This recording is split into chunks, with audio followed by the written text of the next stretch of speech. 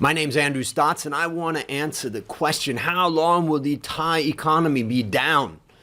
If we know the answer to this question, it can help us form our action plans for our own recovery. So, my question is, what does Twitter say? On April 11th, 2020, I asked my Twitter followers the following question. When do you think the Thai economy will be reopened? There were 4 multiple choice possible answers they could have chosen. By the end of April, by the end of May, by the end of June, or after June. So what do you think was the answer? What's your answer? I know my answer, but what's yours? Now, there were more than 700 people who voted in this poll.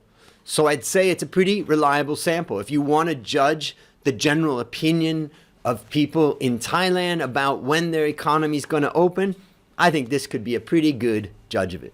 So, ready for the result? All right.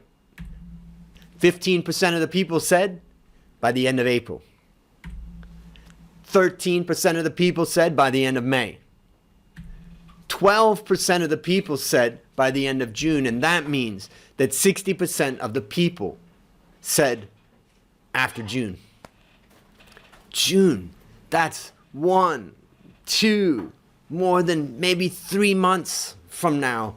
It could be, if I didn't ask them beyond that, but let's just say from this information, we could probably say that most people probably think the economy would open in 3 to 6 months from now.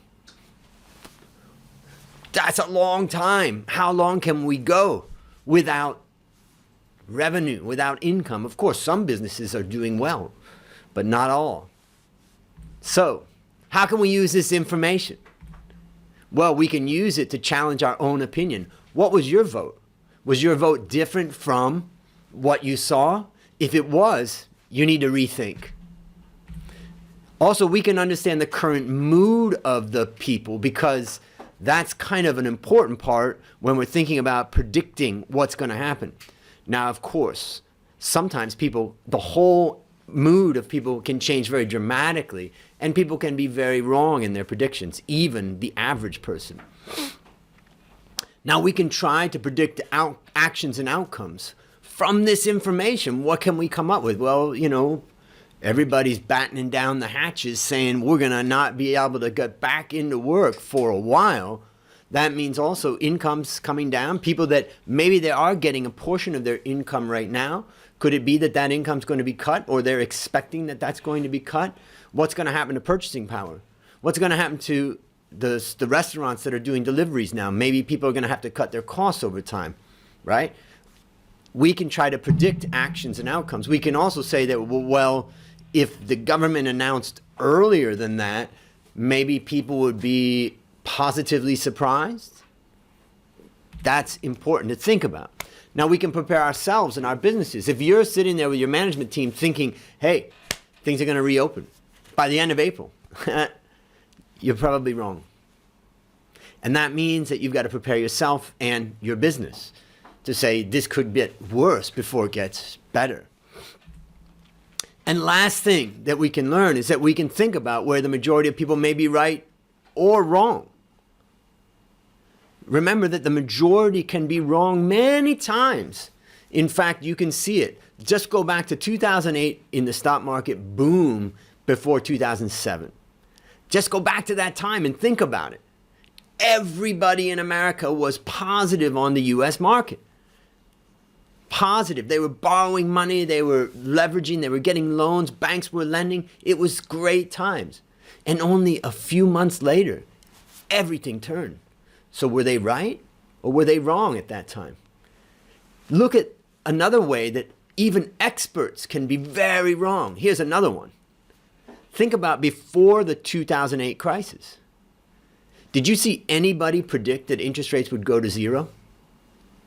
It wasn't being predicted before it happened. And certainly nobody predicted that interest rates would go from, 1, 2, 3% down to 0 for a decade. Nobody predicted that. Think about this. A few months ago, who would have predicted that the whole global economy would be shut down? Nobody. In fact, I did another survey. I'm going to talk about that. So remember, people's expectations, we need to understand what they are so that we can try to predict behavior. But the second thing that we want to do is also remember that just because people believe something doesn't mean it's right. And that's the same with experts. Just because experts say something doesn't mean it's right. The critical thing for all of us is to try to think and analyze on our own. And as I often say to my students who are analysts, and the people I work with who are analysts, as an analyst, believe nothing, believe no one, do your own research.